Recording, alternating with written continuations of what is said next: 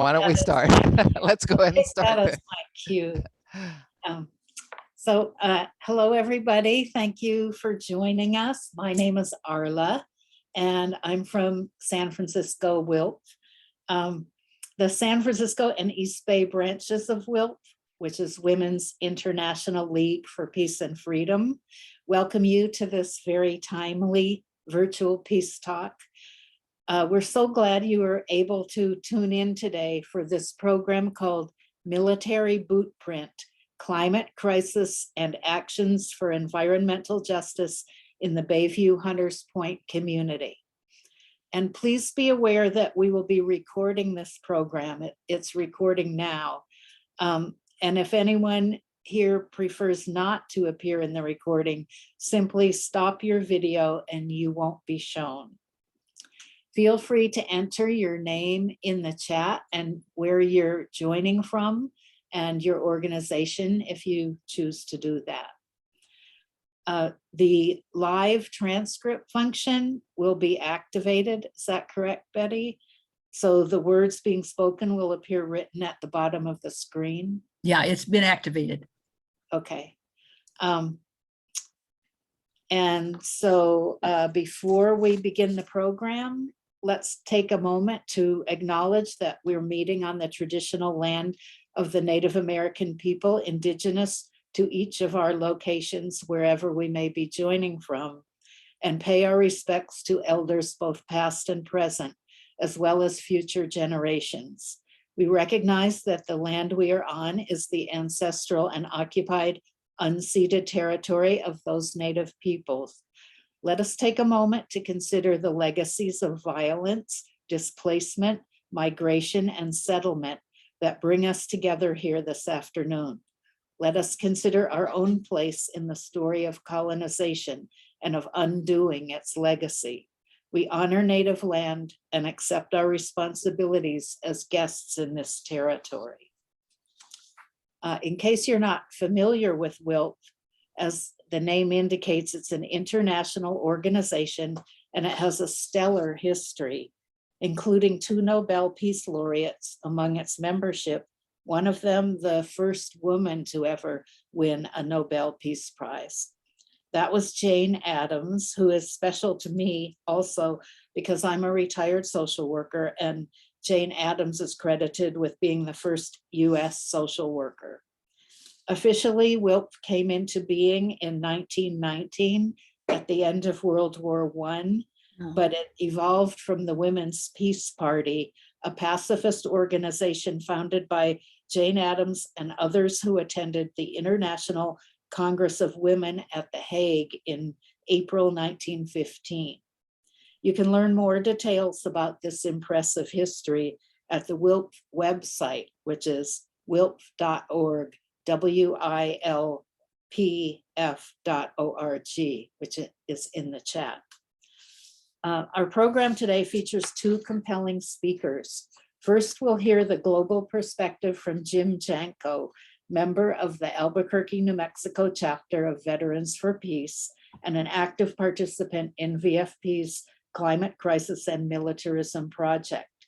We will then hear about a local community's actions, namely the San Francisco Bayview Hunters Point community, from Camila Elam, community organizer and program coordinator for Green Action for Health and Environmental Justice. Following her talk, we will open the program up for Q&A. Questions will be taken from the chat, so please enter them into the chat box in all caps so that we can locate them readily. Everyone will be muted throughout the program. So if you have questions following the Q&A from the chat, please raise your hand and you will be called on. If you're on a phone, I believe you would enter *9 in order to raise your hand and let us know that you want to ask a question. Once you're called on, then unmute yourself to ask your question at that time. As I mentioned, our first speaker will be Jim Janko. And Jim joins us today from New Mexico, where he's a member of the Albuquerque chapter of Veterans for Peace, and is also an active participant in National VFP's Climate Crisis and Militarism Project, which seeks to educate and mobilize others to help stop US militarism and reverse its environmental impact. The project is part of the worldwide movement to end the climate crisis and promote climate, environmental, racial, and economic justice. It focuses on how US militarism, the single largest institutional source of greenhouse gases on the planet, fuels the climate crisis. During the Vietnam War, Jim was an Army medic in an infantry battalion where he witnessed heavy casualties and immense destruction of the earth. He recognizes that, in his words, to work for climate justice is to work for social and economic justice. Jim is also a published author of a number of books.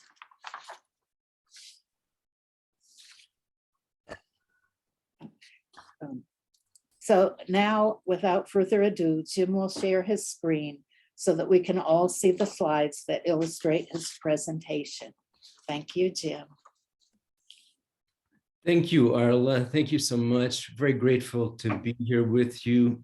I'm in Albuquerque, which is on the traditional lands of the Sandia and Isleta pueblos. And before I share my screen and show you some slides, I want to tell you a little about my military experience, which relates to this topic, climate and militarism. Now, I was drafted into the Vietnam War, which the Vietnamese called the American War. And I was assigned to be a medic in an infantry battalion commanded by Colonel George Armstrong Custer III. And as Arla mentioned, I witnessed immense destruction to the earth. My unit operated in areas where resistance forces tended to disappear into tunnels. So if we couldn't find the Vietnamese, our so-called enemy, we called in the Air Force to destroy all that concealed or sustained the enemy. So planes bombed rice fields, forests, rivers, etc., and defoliated huge tracts of land. It was as though we were fighting the earth itself. If we couldn't find the Vietnamese, we could, and we did, destroy their land. Now, after the war, I had a chance to study ecology at Berkeley. It's a long time ago, but one class, ecosystemology, I remember fairly well. For a final exam, we were told to go out onto the campus and choose 1 square inch to write about as an ecosystem. That is, to write about the relationship between organisms, about what sustained this patch of earth. As I was writing, I remembered that a Cobra gunship could put a bullet in every square inch of a football field in less than a minute. And at the same time, I was a student, somewhat amazed by the complexity of life in minuscule, 1 inch, which was part of and sustained by everything around it. Ecologist Aldo Leopold defined land as a community of organisms. And Max Lieberone, an indigenous scientist, takes this insight deeper. Listen to this. He defines land, capital L, he spells it, as the unique entity that is the combined living spirit of plants, animals, water, humans, histories, and events. When nothing is sacred, nothing is safe. This goes to the heart of our topic today. Let me see if I can share screen with you. The Climate Crisis and Militarism Project of Veterans for Peace. The destruction that we're seeing now due to climate change dwarfs the devastation that I witnessed in Vietnam. And the impact of our military on climate is rarely in the discussion. So before I get into the climate slides, I want to tell you a little about VFP's purpose. We want to increase awareness of the total cost of war, restrain our government from intervening in the affairs of other nations, We want to end the arms race and reduce and eventually eliminate nuclear weapons. We seek justice for veterans and victims of war. And we want to abolish war as an instrument of foreign and national policy. So let's get into some climate slides. The US military, we have the largest aircraft fleet, 13,232 aircraft. The rest of the world combined has 15,004 aircraft. They use a lot of fuel. The US military is the largest institutional consumer of oil and the largest emitter of CO2. The B-52 Stratofortress, with its 8 engines, consumes about as much fuel in a single hour as a driver uses in 7 years, an average driver. So our military emits more CO2 than many nations. Morocco, Peru, Sweden, Hungary, etc. The United Nations has 193 member countries. Now, if our military were categorized as a nation, it would rank 47th in greenhouse gas emissions. And this is mainly just looking at fuel usage. The Department of Energy does track the greenhouse gas emissions of military vehicles. This is how we know that our military emits more CO2 than mid-sized nations. But it's only a part of the problem. The entire industry of militarization, the industry of war, has a huge carbon footprint at every stage: the extraction of raw materials, the production, distribution, and storage of weapons and ammo. At Brown University, researchers estimate that the military-industrial complex emits slightly more CO2 in a given year than our military. These are Blue Angels. I'm afraid you've probably seen them. They supposedly fly for our entertainment. A show that lasts 1 hour emits approximately 9,100 gallons of fuel and releases into the atmosphere as much CO2 as a car driven approximately 145,000 miles. I want to give you a glimpse of our global reach.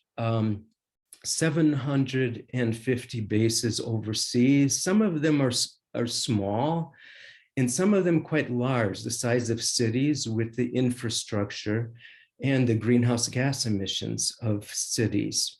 Now, for many, many years, there have been protests against our military presence for common issues: climate justice, indigenous sovereignty, and gender violence, usually violence against women and girls that live in the area where the bases are located.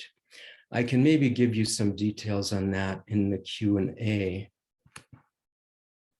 So our military is all over, in the sea, on the ground, in the air, and now we have the Space Force. It takes nearly 20 million gallons of fuel each and every day to supply the needs of the US military. General David Petraeus, who had key leadership roles in the Iraq War and the Afghan War, said, "Energy is the lifeblood of our warfighting capabilities." So pause on that a moment. Energy is the lifeblood of our warfighting capabilities. Now, the jets are the biggest users. For example, the B-2 bomber, to go a single mile, it needs about 4.3 gallons of fuel. Now, jets are not the only big users. The military has a fleet of nearly 190,000 vehicles, including more than 75,000 Humvees, which typically get 4 to 8 miles per gallon. There's no such thing as a green war. On the On the left, you see the Ukraine, which I'll talk briefly about a bit later.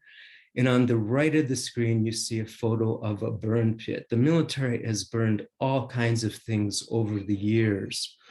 And here in the US, more than 900 current or former military bases are EPA Superfund sites, sites requiring long-term cleanup of hazardous materials. There are about 1,200 Superfund sites in all, so 3/4 of them are military. And where are they located? Well, about 152 indigenous nations are within 10 miles of a federal Superfund site. So at home or abroad, our military leaves behind a staggering amount of pollution, and where wars have been fought, unexploded ordnance. The Vietnamese to this day are dealing with unexploded bombs that have the capacity to maim and kill, and they deal with the transgenerational effects of Agent Orange. I'm a combat veteran. In 2008, I gave one of my medals, my combat medical badge, to a 23-year-old Vietnamese woman, Tran Thi Nguyen, who was born in 1985 without legs due to her mother's exposure to Agent Orange. Keep in mind, she wasn't even alive when the war was being fought. I gave another medal, my Purple Heart. My wounds were small. I did not deserve that medal, to Dong Hong Nut, who did deserve it. She suffered from cancer due to her exposure to Agent Orange, and Nut died about 9 years later from cancer. So wars, wherever they are, last a long time. Vietnam, Iraq, Afghanistan, Yemen, Ukraine, you name it, they last a long, long time. But the military now they're trying to put a green face on military activity. For example, the Army is developing a hybrid electric Bradley tank. If you can imagine, it would be a 28-ton Prius. The electrical upgrade would improve fuel efficiency by 12%, so big deal. This means to go a single mile, it would still use 0.75 gallons of fuel. J.E. Siraj, who's a senior Army official, stated, "Climate change does not alter the Army's mission to deploy, fight, and win." I want to point out there is no such thing as sustainable dominance to this earth, nor is there a way to seek justice within such a context. Now we see the war in the Ukraine and increased military spending here in Europe, all over. And researchers at Brown University, including Neta Crawford, they've documented this for many years now. Increased military spending means more emissions. And the war in the Ukraine also hinders our effort to deal with climate change in a united way.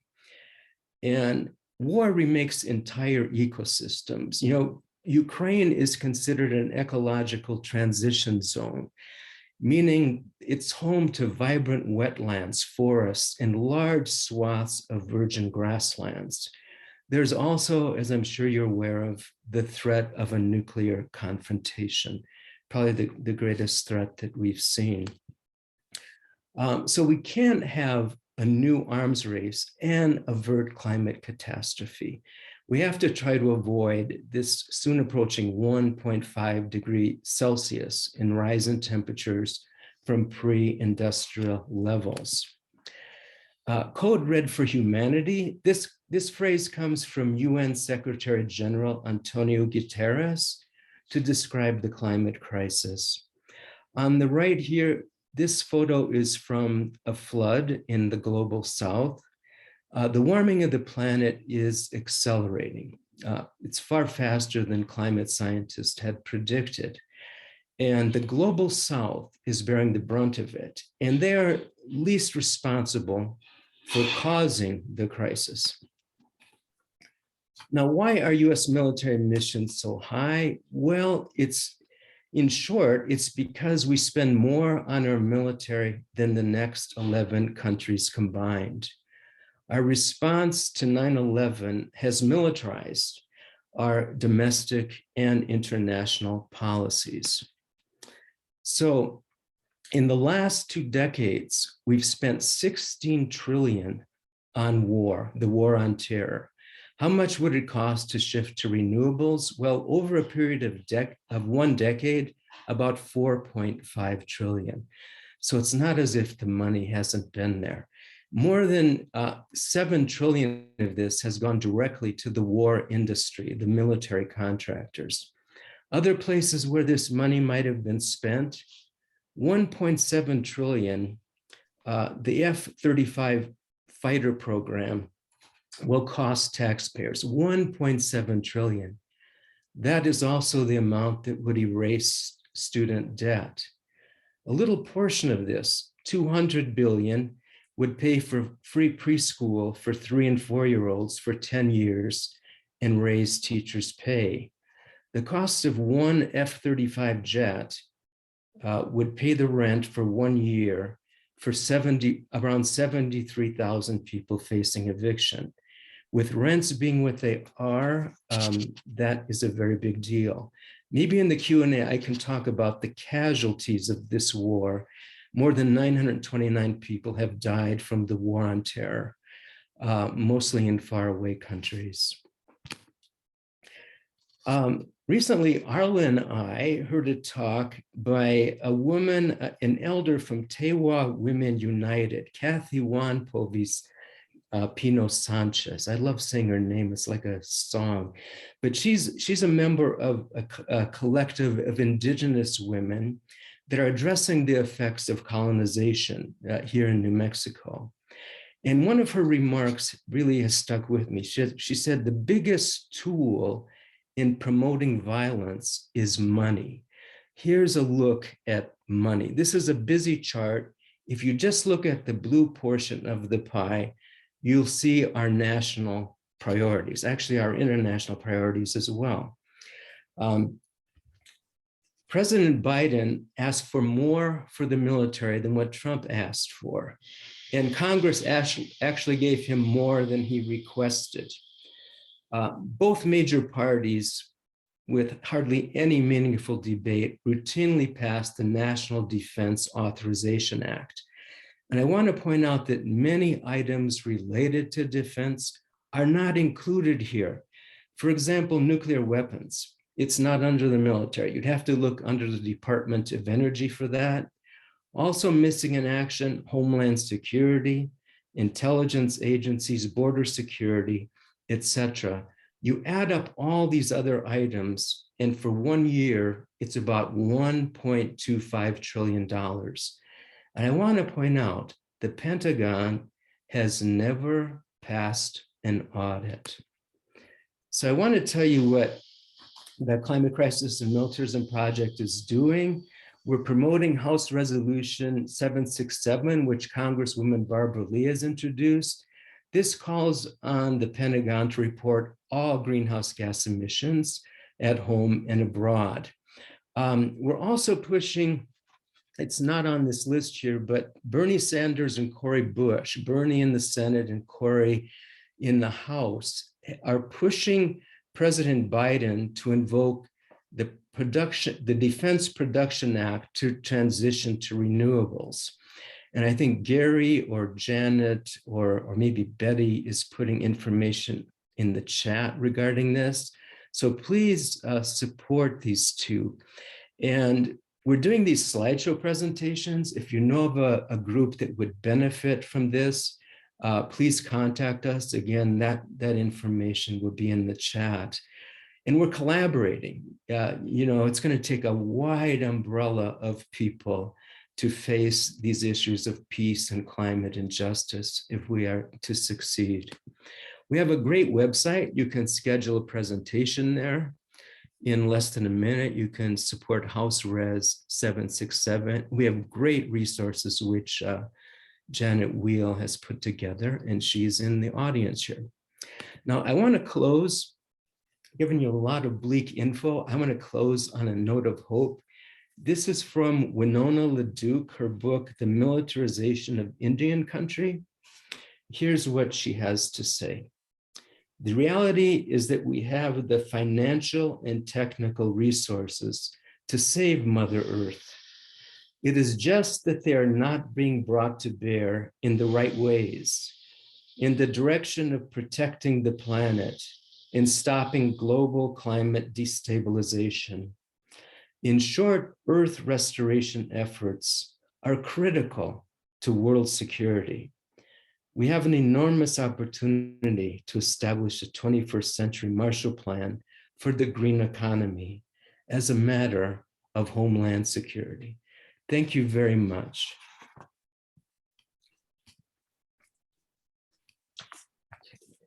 Wow. Thanks for that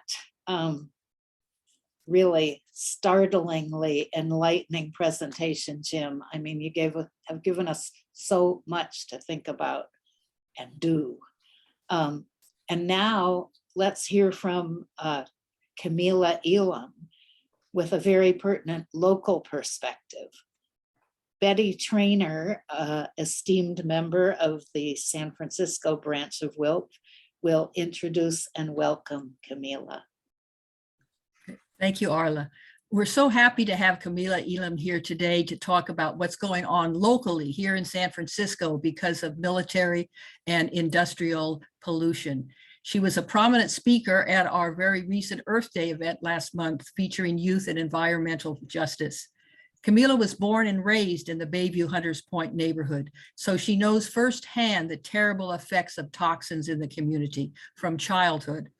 As well as being an organizer, she is currently studying for her master's in public health at San Jose State University.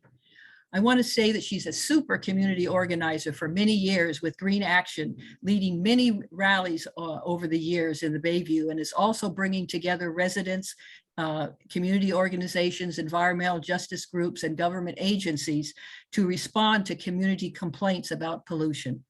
Camila is working in her community where she grew up, believing that change comes from those most impacted.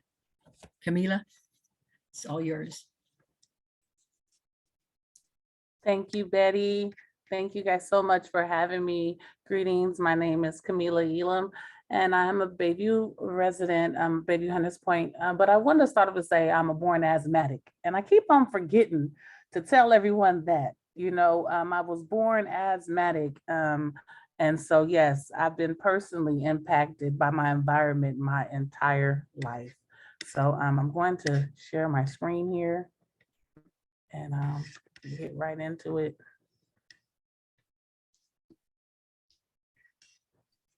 I'm gonna ask, can everyone see my screen? Thank you so much. So again, thank you so much for having me. I am the community organizer and project coordinator for Green Action for Health and Environmental Justice. And I'm so excited for my partnership with Green Action. In this time we've impacted and won so many victories, and I'm so excited to be able to share and tell you all about it. Green Action for Health and Environmental Justice is a multiracial grassroots organization that works with low-income, working class, urban, rural, and indigenous communities in their fight for healthy communities, a healthy planet, and environmental justice.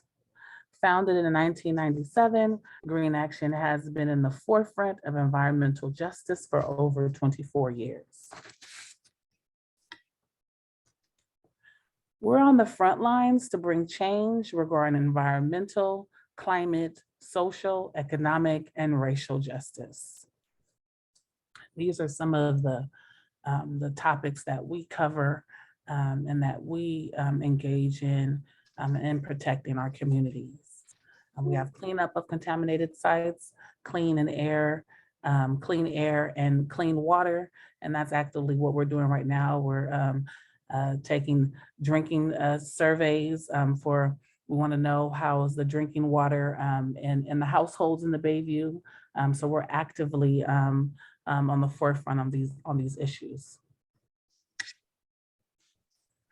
In order to do that, we educate our communities on environmental justice and environmental racism. So this is where it begins. You have to know that you're being impacted, because we tend to blame ourselves. In my community, we blame ourselves. And that's really the core source of why we don't really reach out for the proper care, medical care, mental health care, because we tend to self-blame. That's the first thing. And then, but as we educate, and that is my duty, to educate my community on environmental justice and environmental racism, and let them know that we are affected communities and we're not given meaningful opportunities for public participation in government decisions that affect our daily lives. And we also educate our community members on the toxic and radioactive contamination sites that are not properly cleaned up. The Bayview Hunters Point. Yeah, I'm born and raised in San Francisco, lived in the Bayview Hunters Point my entire life. We sit on the southeast section of San Francisco Bay. And can you hear me? Sorry. Where there's mostly low income and working class residents, and the majority are people of color. I am third generation. I'll get into that. Actually, my grandmother came here in the late 40s, and she raised all her kids on Quesada, 9 children, 27 grandchildren, and 13 great-grandchildren. My grandmother and my mother and myself, being that I was born in 1978, we are survivors of the Jim Jones Massacre, which led my mother to become a community organizer in the 1980s after losing her father and a lot of folks on her mother's side. My grandmother also lost a lot of siblings as well during the Jim Jones Massacre. And so that changed us, that changed my family's life. And my mother became a young activist. And I grew up in the front lines of social services. And again, I'm happy that it was mentioned that there's no environmental justice without social justice. It definitely goes hand in hand. My mother, she initiated a peace treaty amongst 2 of the most violent gangs, Sunnydale and the Bayview Hunters Point, on behalf of gang prevention, and she successfully did it. And she's the only community organizer that has been able to create such peace treaty to date. So I'm very proud to watch her do that. And unfortunately, that was in the 90s, and we have a whole nother set of generation of youth that need that same type of activism. The fight continues. Well, most recently, our most popular victory in the Bayview Hunters Point was the closing of the PG&E Hunters Point fossil fuel power plant in 2006. Again, like I said, I'm born asthmatic.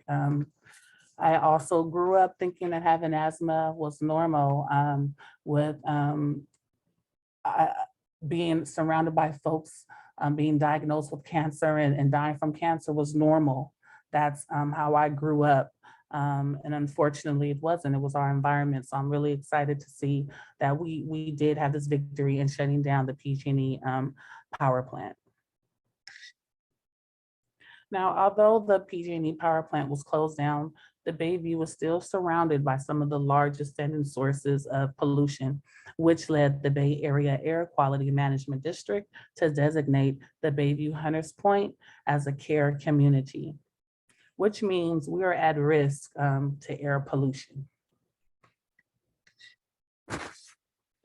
Now, according to the Cal EnviroScreen 4.0, when determining environmental health factors and population characteristics. The Bayview Hunters Point, we are between the 46 and 99 percentile.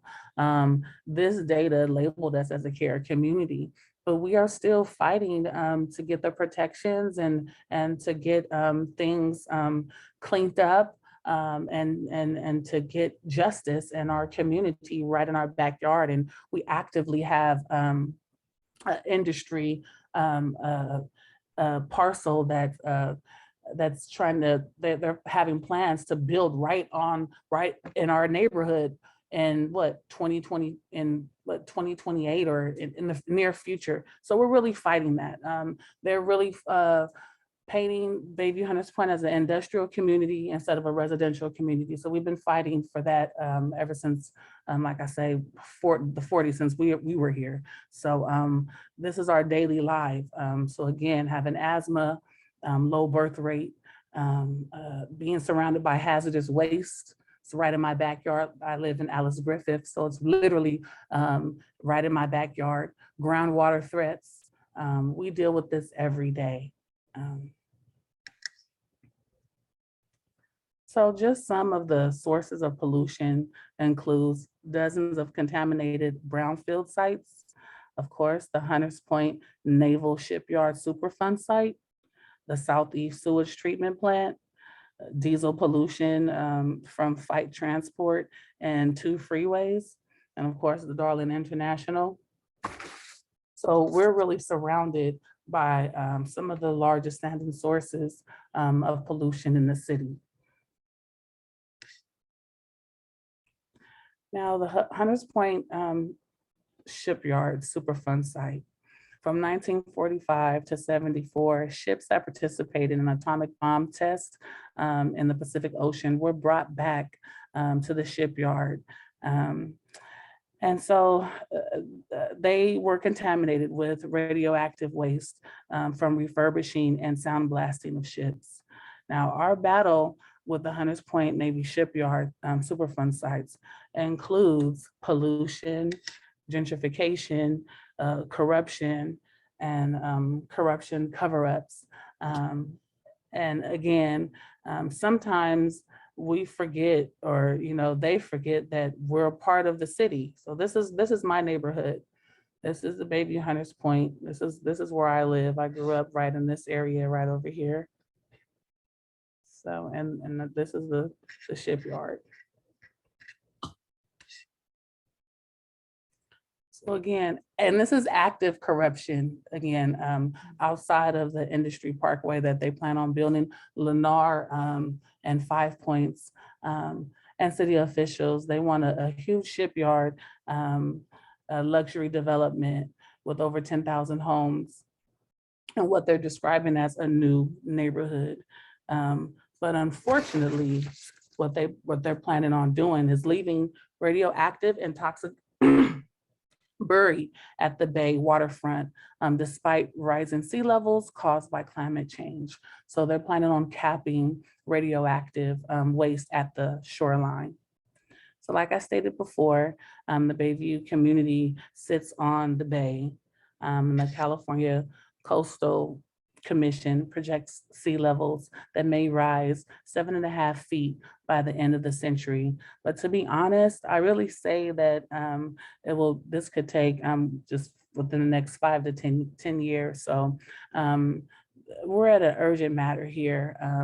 And I just want to show you also, I wish I had Dr. Simchai's presentation, because due to being in this area, there's so many cancer clusters as well in this area. Just wanted to do a sidebar. That's what this reminds me of. There's so many cancer clusters in this area, and this is a residential area. And again, I grew up thinking that cancer was normal. This is par for the course of growing up. One day you're just gonna have cancer. That's really important because I was afraid. I told you I have a daughter, and I was afraid to raise my daughter in the Bayview. And so she grew up going to, yes, some of the most affluent you know, schools in the city. But it was really the fact that I was afraid of allowing my daughter to grow up in the Bayview. Some of the things that I'm so proud of, just between my daughter and I, is that she doesn't have asthma, you know, and it was because my parents moved. They were one of the first group. I don't know if you guys, well, most of you guys are from San Francisco. They were one of the first that migrated away from San Francisco during gentrification. So they were one of the first folks that took advantage of the home owners assistance program from Section 8. And they got them a house in West Oakland, which is another shoreline community, right? And so, but my father was so proud to do so. And so as a grandparent, he supported me in allowing my daughter to really primarily stay there. So again, just being a little intimate, you know, I suffered some separation between me and my daughter, just trying to survive, you know, and this is normal in the Black community. We normally get assistance, you know, from the grandparents, from our parents and extended family members, and we do what we have to do, whether it's to make sure that they have a better education that's in the Bayview, you know, again, asthma really messed up my life because I was under treatment, a steroid treatment for about a year from 13 to 14. And that has a lot to do with my growth spur that happened at that age, you know, so I'm a few inches, you know, taller than could have been, you know. So, but at any rate, I say that to say that in my mind, I did anything and everything I had to do to make sure my daughter didn't suffer the same way I did. Just getting a little personal with you guys, because it's important that people know the intimate daily lives of folks and that live in the Bayview. And I'm born and raised there, still live there. So I feel like it is my duty to advocate and inform you all on our daily lives. So yeah, so I wanted to go this, just like we just had a successful People's Earth Day last month. This is one in 2021. And we get right to it. You know, we want to stop contaminating and driving displacement in our communities. Again, my parents were one of the first folks driven out in the late 90s and the early 2000s, you know, and it feels like it's coming around, like they're trying to get us all out again. And so we want to stop that. You know, stop driving displacement in our communities, because if not us, no one else will stand up for us. And we really believe in that. We bring the rallies right on the doorsteps of City Hall.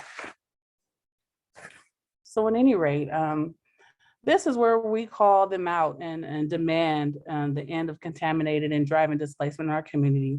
And some of our current campaigns and projects in the Bayview include demanding proper cleanup of the shipyard, Superfund site, and other contaminated sites, stopping gentrification.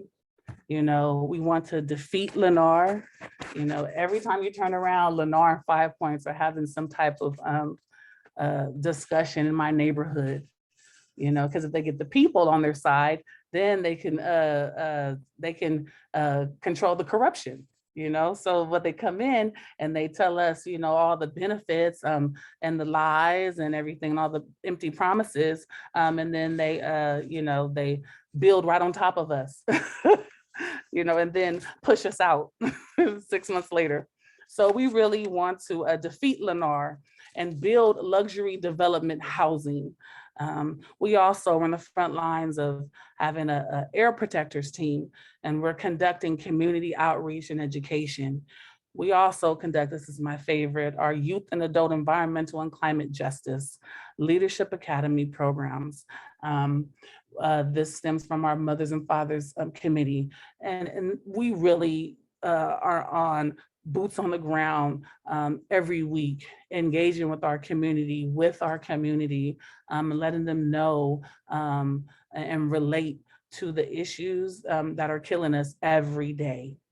You know, and we're sharing our stories, you know, and that's how, just taking it old school, that's how we're able to relate to the issues, because it has to be relatable. Awareness must be relatable. And so we share our stories, and that's how we come together and galvanize and stay galvanized, and fight on these issues.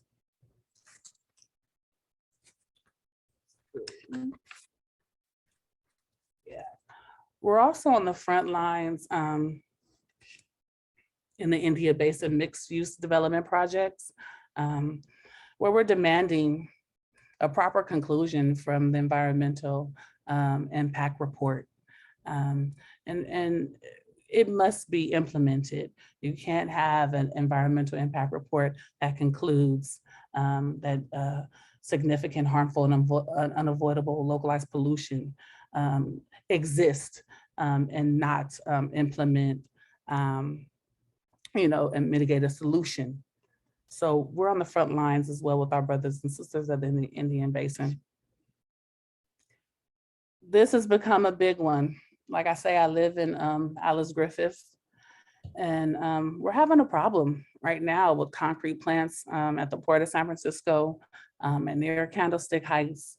And we're demanding immediate closure of these industrial polluters as they operate underregulated and unregulated, right literally in my backyard. So this is an issue that we're really on the front lines right now. And BACMID may be starting a new review process on the proposed permit decision, but it really should have happened yesterday. And so we're really on the front lines with this issue, and I'm personally impacted. So this is an issue that I'm really on the front lines about. Yosemite slow contamination. We're demanding community involvement and decisions regarding how to deal with the contamination once it's removed.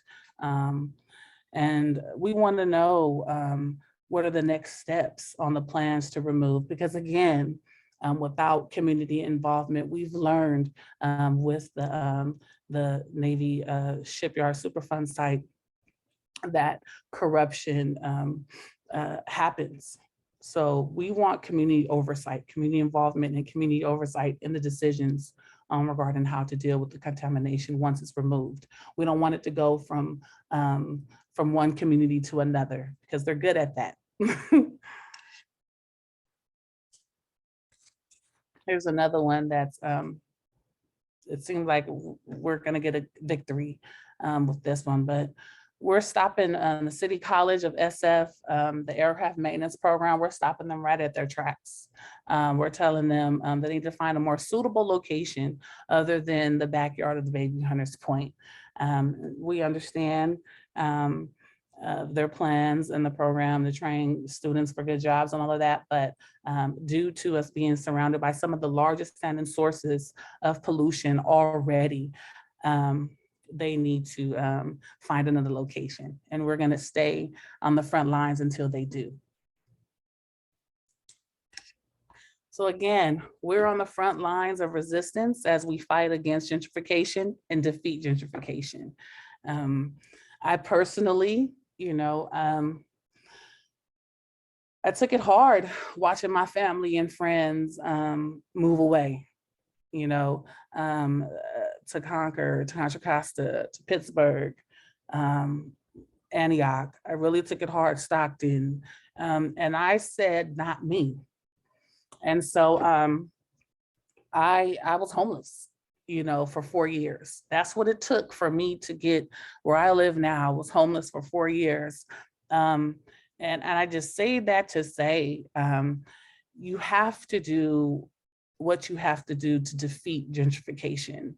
And that's what we're doing, because we, as a community, the Bayview, we can't afford to lose our roots in San Francisco. And so I'm so thankful for the few of us that are still here. And it's a few, but we are coming together, and I'm so thankful that we are encouraging our community to hang in there as we fight for justice. now also I want to mention our brothers and sisters of Treasure Island.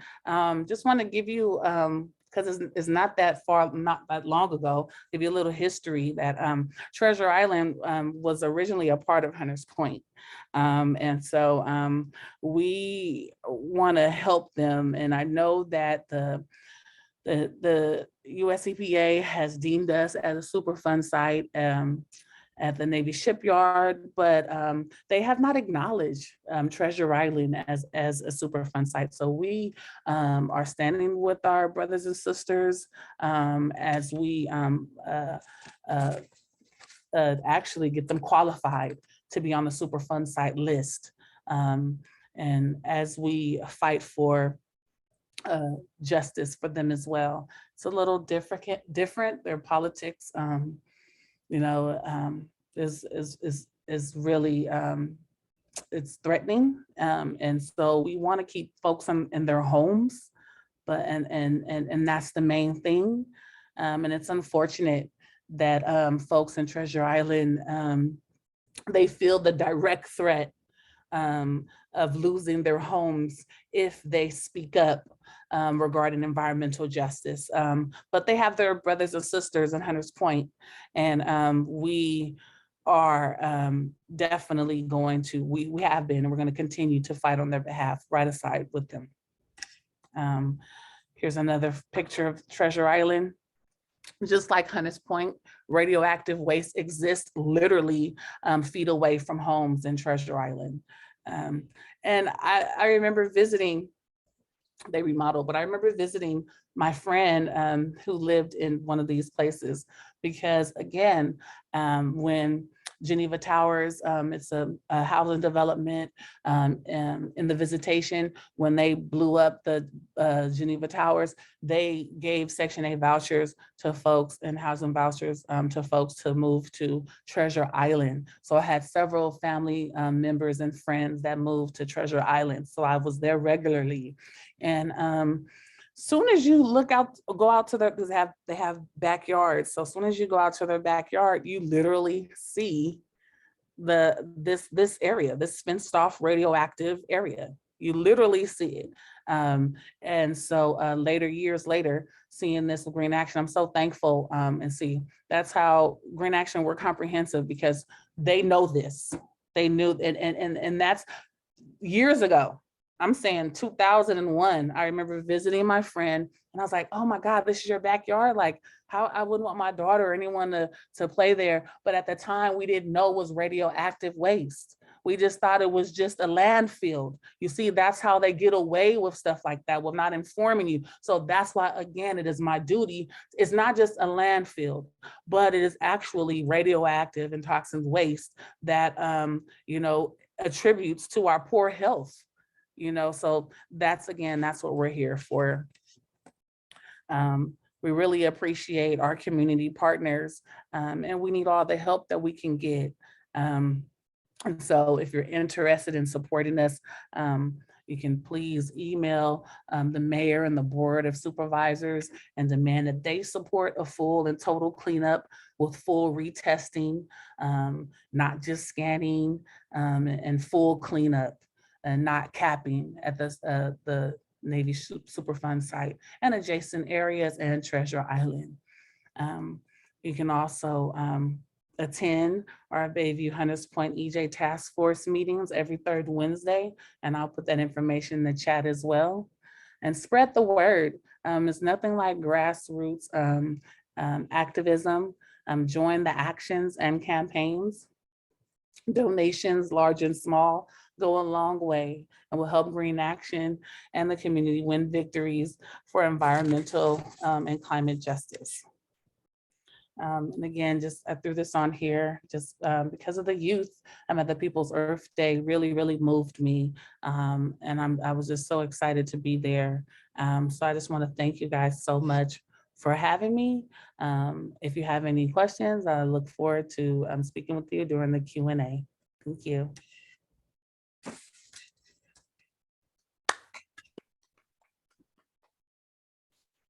Thank you so much, Camila. What a vivid illustration, not only of the harmful legacy of militarism's environmental injustice, but a beautiful example of how a negatively impacted community is resiliently taking action, setting an impressive example for all of us to follow as allies. So now, since you've given us, both speakers have given us so much to think about, and just a lot of impressive activities that you're doing, we're going to turn to the questions from all those who have joined who have questions. And we'll start with the questions in the chat, and two of our very active East Bay and San Francisco WILP members, Sandy Thacker and Ann Henney, will present the questions that are in the chat that were submitted for our speakers. And then if anyone has additional questions, please raise your hand and you'll be called on. If you're on the phone, I do believe it's *9 to do that. And then when you're called on, unmute yourself to ask your questions. And thank you so much for your participation. Great, thank you, Arla. I'm Sandy Thacker from the East Bay branch, and I'm looking in the chat. I actually, here's a question. Could either Jim or Camila talk about what the designation of Superfund site actually means? I know my sister lives in a small town in North Carolina, and there's a big area of the town that's just surrounded by a huge, fence. I think they've lived there for 40 years, and it's just, I don't think they've ever done anything to that Superfund site. So I'm really wondering what does the designation mean, what the government is supposed to do with those sites, and what they actually have done. Either of you can respond to that. Well, I'll chime in. Great questions. Well, a Superfund site means that the US EPA has deemed it that the quality, the air quality is hazardous to human life, right? And not only I want to say in the fishes and all of that, just in natural life, right? And natural habitat, excuse me, and natural habitat. And so they're supposed to, they have funds that comes with being a Superfund site. You have funds to clean it up and to conduct evaluations and inspections. However, it comes with a lot of corruption, as it has a lot of underhead. And so a lot of folks like Tetra Tech, I don't know about anywhere else, but I know at the Superfund site, Tetra Tech, they were a part of corruption, and we haven't had anyone else to stand up to do another inspection. And so pretty much it's like a catch-22, because you're deemed a Superfund site, and you're supposed to get all these resources to clean it up. But again, it seems like once you get the Superfund site stamp, then you fall under the political corruption.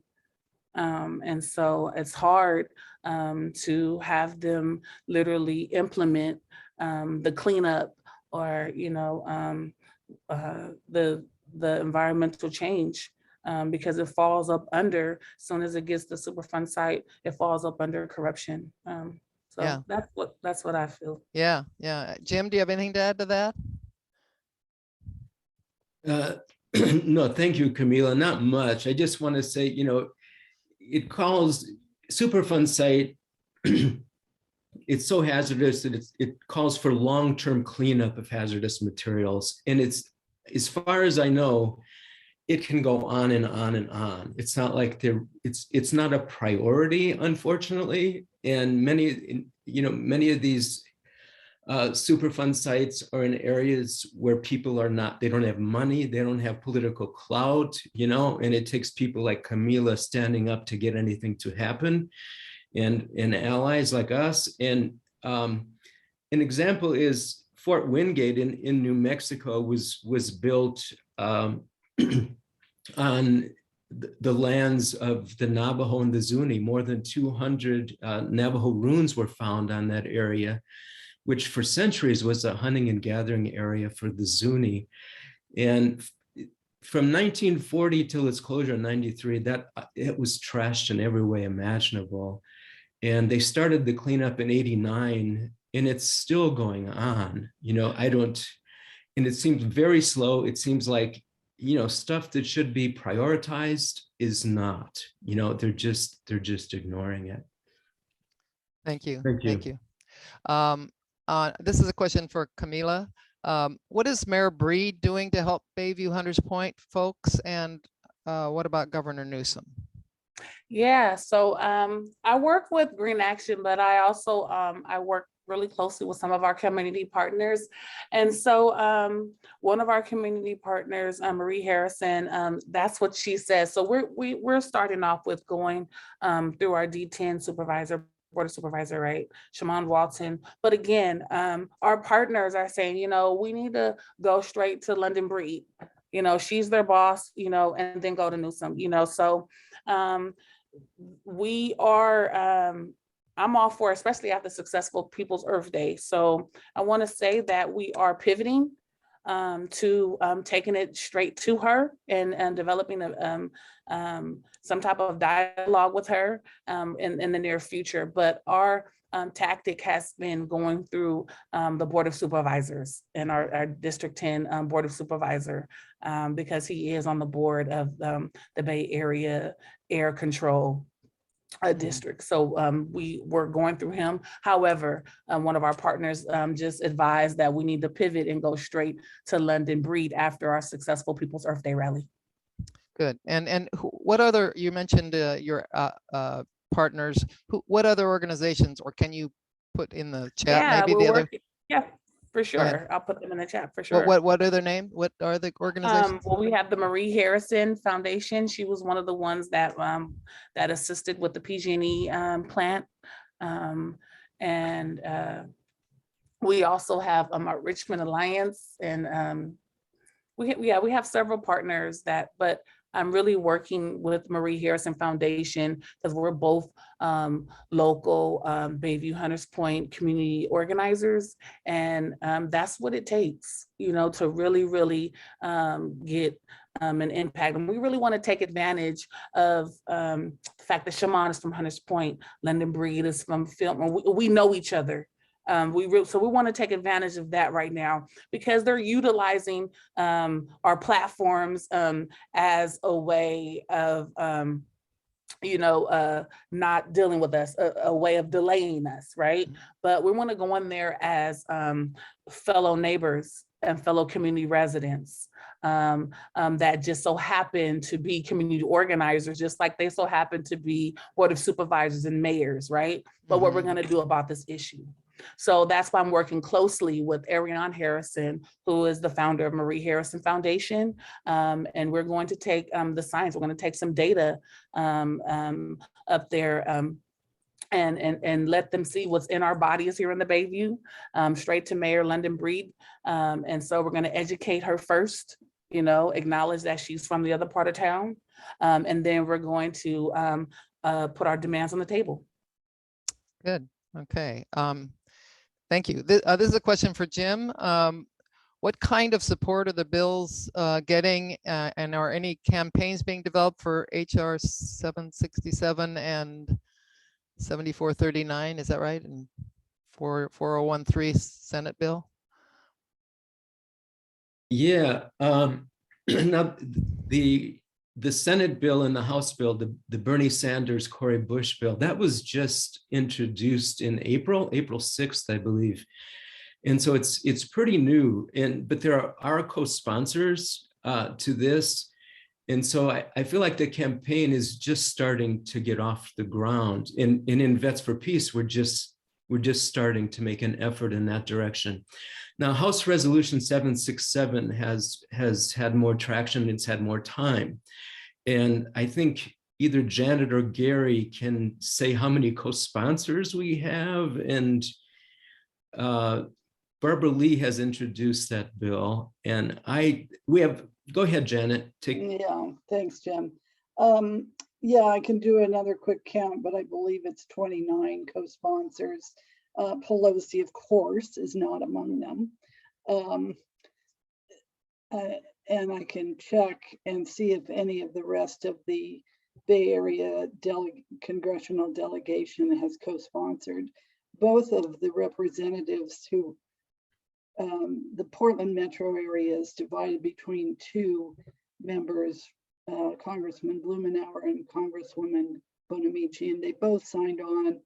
I organized a small group of us to lobby my representative Bonamici on Zoom. And by the way, getting people together, for example, maybe Camilla would be interested in this, or someone that she knows. Anyway, getting people from environmental justice, climate movement groups, and people like most of the people on this call from traditional peace organizations to put together a group and lobby on House Resolution 767 is a great little project. There's not much overhead, but it gets you talking to people from other groups, and other groups have great, perspectives to bring to this as well. I did this with fairly young people with a local Sunrise Movement group. And we got a yes from Bonamici pretty quickly on this resolution. It's a very easy ask. Every single Democrat in Congress should line up behind counting military emissions. Of course, we want to reduce them as well, but just counting them and being transparent about that is a first step. I'll drop the link in the chat again to where you can get more info. Yeah, I think we have to count with the atmosphere counts, with the biosphere counts. I think Yeah. Yes, I got a comment from a peace worker. I don't know who that is, but saying that there was a program in 2018 film called Atomic Homefront, and they say that it's still effective on this type of the cover up and failure to really clean up sites. I don't know, Camila, have you heard of this film or? I haven't. If they could put it in the chat, I'd love Yeah, if to somebody look and Right. learn more. Right, Right. if whoever could put the link to that, that would be great in the chat. So that would be great. And we have a question for Jim. What can WILPF branches do to reduce the number of US bases? There's a minor question. We have 740 within the US and 750 outside the US. The Army, by its own admission, says it has 1/3 more bases than it needs. Their own admission. They have a name for it, excess base capacity. They have a remarkable way of killing language, excess base capacity.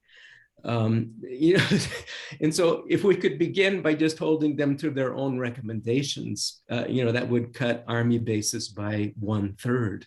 That's a start. The overseas bases, there's so much resistance to our overseas presence in places like Okinawa, Guam. Okinawa, there are 13 bases there, and they take up about 25% of the land mass. And, for issues of indigenous sovereignty, gender violence, they want the military out of there. So, however we can to support people from afar, we need to at least make the attempt. And as I said, for starters, hold the Army to their own recommendation. Yes, that's a good idea. We have a question for Camila. Thank you so much for all this detail. You said at the beginning of your presentation that you, the residents of the Bayview Hunter Point, blamed yourselves for the conditions in your community. Did I hear that correctly? If so, please share why you would be blaming yourselves for things the U.S. Department of Defense caused to happen. And the city and county of San Francisco not only allowed it to continue, but sometimes seem to want to block your efforts to have your homes, neighborhood, land cleaned and remediated. Thank you so much for that question and that last part. Social different factors, socioeconomic factors, our social factors, our safety factors, our educational factors.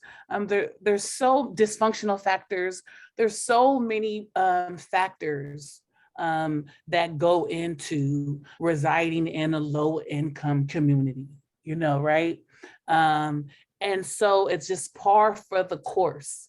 You blame yourself for all the gang violence, right? You blame yourself for the poor education or the lack thereof, right? You blame yourself for not being able to get where you need to go, right? And not being able to feed your family, right? So you blame yourself for being there, even though you're born and raised and you couldn't function in your third generation, right? You're born and raised, but you blame yourself for settling for where you grew up at.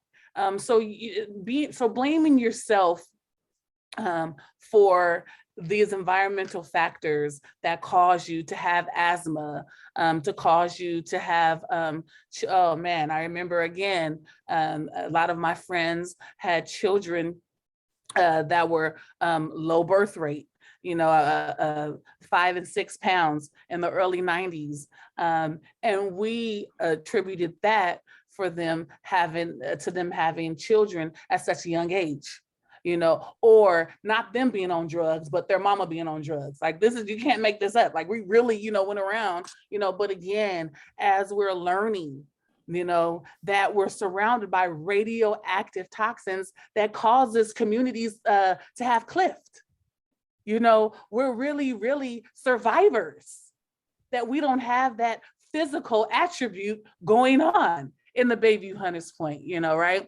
So, but again, yes, we self-blame for our poor mental health service, mental health status overall. But again, it's as par for the course of us not being educated and not being informed and not being mobilized and not being galvanized, right? And so again, I'm so thankful for Bradley Angel and Green Action and all of our, and this platform as well, to where we're hearing about more areas that have Superfund sites, because for me, it allows me to relate and to understand, no, it's not just us. It's not just us in the Bayview. We're not just, a washed community that any day now is waiting for rising sea levels. I mean, that's literally some of our daily thinking, and, when I'm advocating and we're doing our community outreach, I'm going against my own community, my older generation, because they've given up. My mother's generation, a lot of folks have given up. So I'm re-galvanizing and remobilizing and just gaining the trust back because they already feel defeated. So, and that's just a part of us blaming each other and taking out on each other. And it is unfortunate because yes, now that I'm on the other side of the information, I know that it's nothing to do with us. It's our environmental factors, our social factors that play a huge part on our daily lives. Thank you. Yeah, absolutely. Wow. Very strong statement, Camila.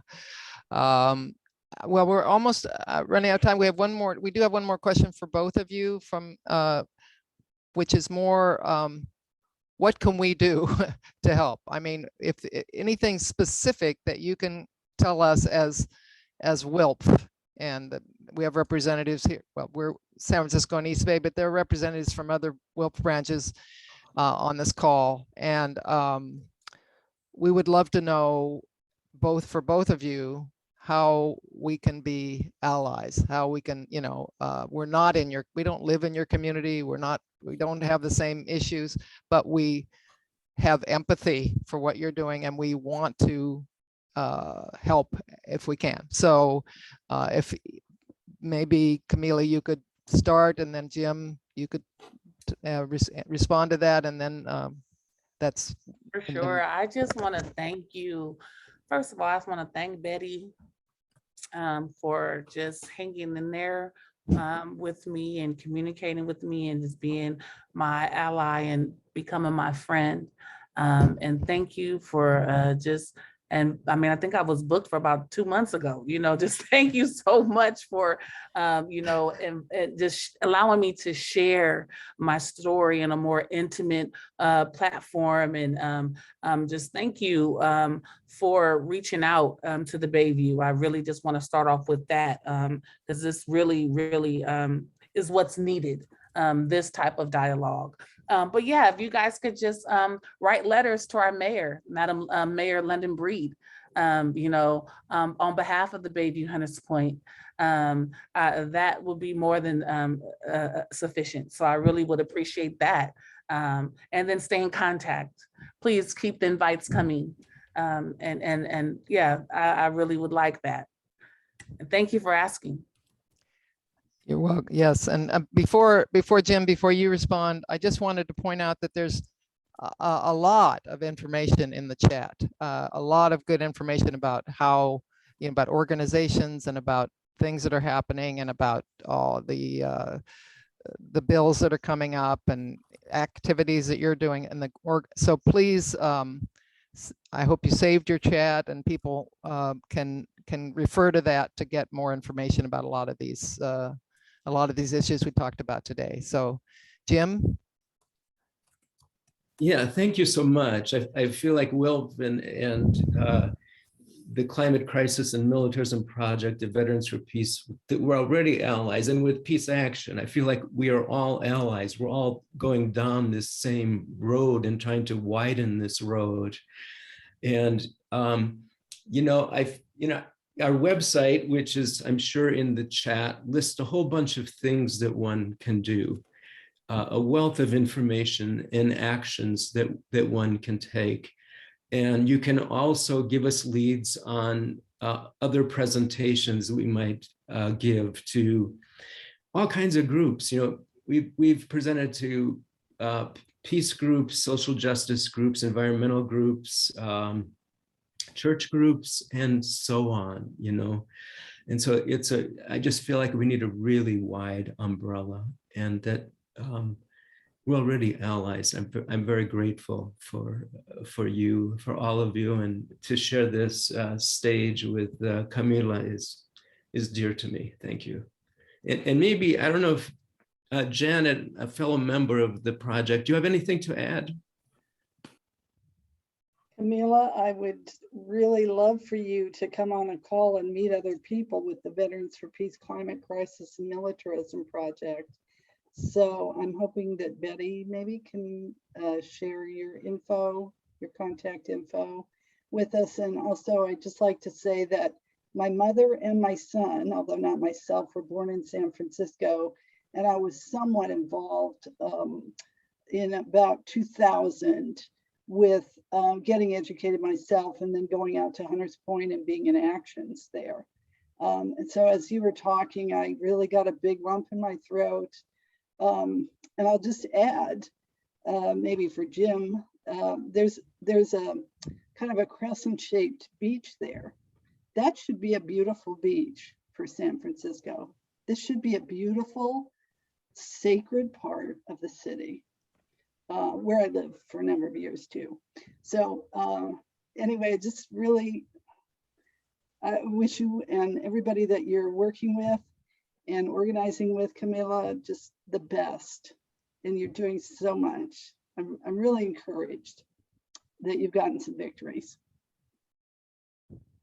I appreciate you. that, Janet. I really appreciate that. And again, it was wonderful sharing the stage with James as well. I really appreciate you. Can I call you Jim? So yeah, it was really nice sharing the stage with you as well. Thank you. Yeah, thank you, Camila. Arla, you want to? Yes, we are so glad that all of you have taken the time this afternoon to join in this presentation and for helping to make the discussion so lively. It was really good. And we want to especially express our appreciation and deep gratitude to our fabulous speakers, Camila and Jim, for your information-packed and very mobilizing presentations. Yes, let's applaud. I'm sure that all of us are coming away enriched by this experience, thanks to you two. And most importantly, we come away with actions we can and must take moving forward. We all of us need to get involved. And today we learned some specific ways to do that. And also we've been pointed to ways to find out more. So like we can lobby on HR 767. And we had a good suggestion about getting different groups together to do that. Those folks in San Francisco can start focusing on Mayor London Breed, who really needs a little support in this area, shall we say. And also, you know, there was in Jim's presentation, he gave a link to the part of the VFP website that has actions you can take. I'm not sure if it's in the chat, but I'm sure if you go to the main website, you can find it. But it was veteransforpeace.org/take-action/climate crisis. So you can find more to do there. And I just want to say that both of you have impressed me so much with the ambitious actions you've undertaken, the campaigns, the projects, and it seems like a really lot. And so that's why it's imperative for all of us to jump in as allies and do what we can in support. So thank you all, everybody. Thank you very much. Thank you. Thank you very much. Thank you. Thank you, everyone. Thank you. Thanks for the good reads. I can't wait to get the books. That's my takeaway. Thank you so much. All right. Take care. Everybody. Yeah, Thank you, everyone. Thank you so much. Bye. Bye-bye.